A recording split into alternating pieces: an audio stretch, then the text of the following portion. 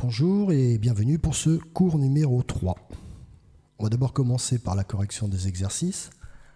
Donc au niveau des régimes alimentaires, la mésange, puisqu'elle mange des chenilles et des guêpes, elle mange des animaux, on va dire qu'elle est zoophage. On peut préciser d'ailleurs insectivore, donc elle est carnivore et insectivore. La chenille, elle mange uniquement des végétaux, elle est donc phytophage ou encore végétarienne. Et si on veut être très précis, ceux qui mangent des feuilles, on dit qu'ils sont folivores ou encore phylophages.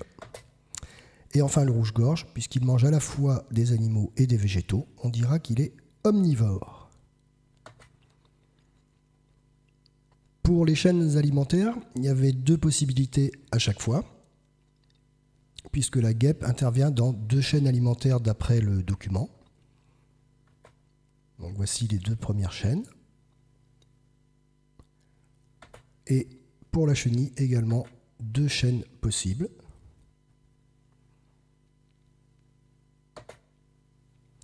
Et donc maintenant, on va continuer le cours. Que devient la nourriture qui est consommée? Donc, dans un manuel qu'on a au collège, on proposait une expérience avec des phasmes. La nourriture des phasmes, c'est le lierre, entre autres. Donc ce qu'on demandait aux élèves, c'était de faire un élevage de phasmes et de trouver une expérience, donc on appelle ça un protocole, qui permettrait de mesurer la quantité de matière consommée par les animaux, par les phasmes, et ensuite de mesurer également la quantité de matière qui va être produite par les phasmes. Donc si vous voulez réfléchir, qu'est-ce que vous pourriez faire comme expérience? Comment vous pourriez procéder? C'est le moment de réfléchir. Pour ceux qui sont impatients et qui veulent passer tout de suite à la réponse, on y va. En fait, pour mesurer la matière consommée, il faudrait peser la quantité de lierre au départ, ce qu'on va donner aux animaux, peser ensuite au bout d'un certain temps, par exemple au bout de 48 heures ou au bout d'une semaine, ce qui va rester. On fait la différence entre les deux. Donc la masse les quantités de feuilles qu'ils ont mangées, moins la masse de ce qui reste, ça nous donne la quantité qu'ils ont consommée, en grammes par exemple. Et pour savoir la quantité de matière produite par les animaux, par les phasmes, ben là, il faudrait les peser.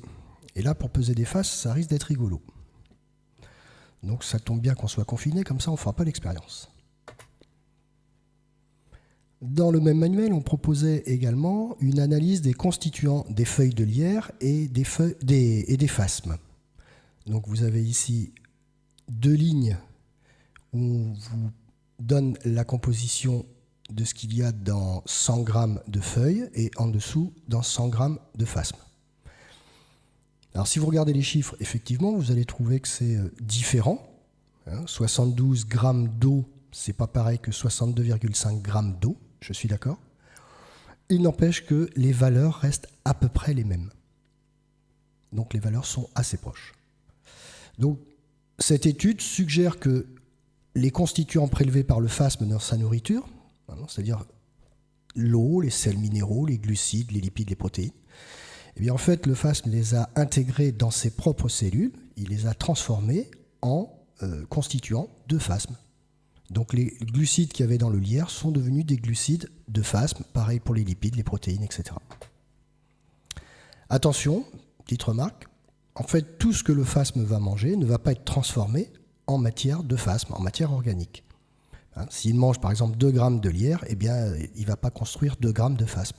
N'oubliez pas qu'il y a une bonne partie de ce qu'on mange qui va servir à produire de l'énergie, et ça, c'est pas pesable.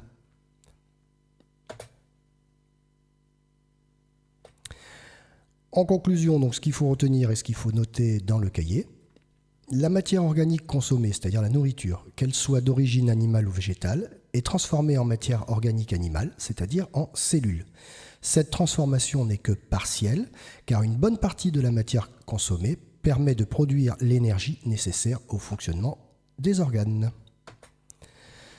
Donc vous verrez l'année prochaine, en 5e, justement, les détails de la transformation qui va se faire en 2 temps. Il y a d'abord une partie où on va décomposer ce qu'on a mangé.